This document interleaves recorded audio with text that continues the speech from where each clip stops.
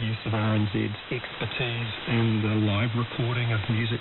We'll definitely be working with our industry partners to share content everywhere we can.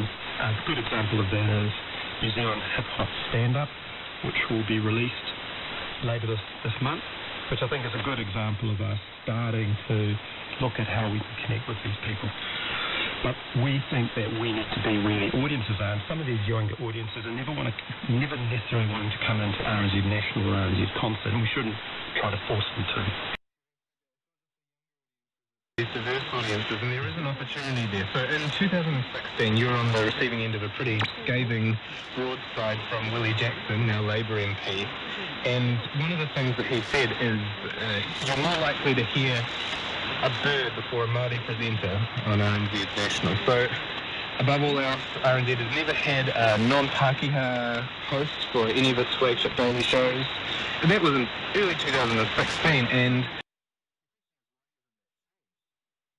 well, it is changing. Marnie Dunlop is now doing a fantastic job hosting a much strengthened midday report.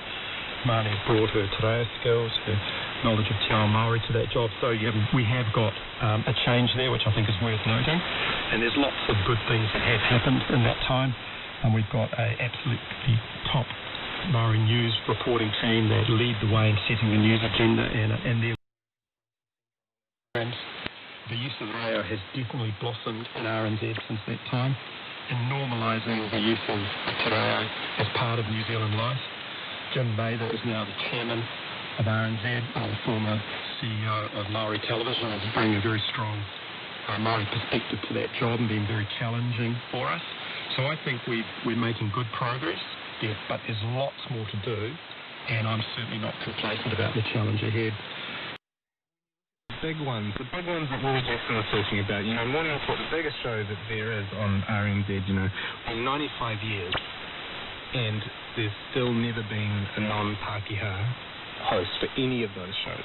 Well, the challenge is still there, but we are absolutely looking to build capabilities so that all sorts of talent representing all of New Zealand is flowing through into those positions. But now again, Hayden, if I can just gently challenge your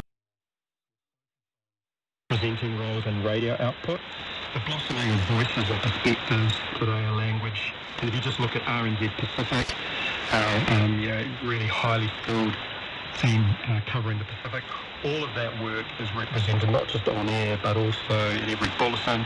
It's in our website, it's through the journalism we do, it's the special programming we do. So we're definitely getting a good flow of diverse content and talent coming through, but we are baby steps in this regard. We're still taking toddler steps. We're now going to be making sure that we take bigger strides in the next few years. If you were to do a stock take of your two, say, flagship news shows and the press gallery, so these are the really important places where all perspectives need to be represented. So Morning Report, Checkpoint, the press gallery, would the makeup of those shows, the staff, the reporters, even the producers, would they of New Zealand? No, but that does not mean they don't bring elements of diversity, and that they're thorough professionals and that they do a really good job of presenting a balanced program that represents all of the news that's happening in New Zealand, including from those communities. But no. I mean, if you just look at splitting those terms, no. Having said that, what specifically are you going to do to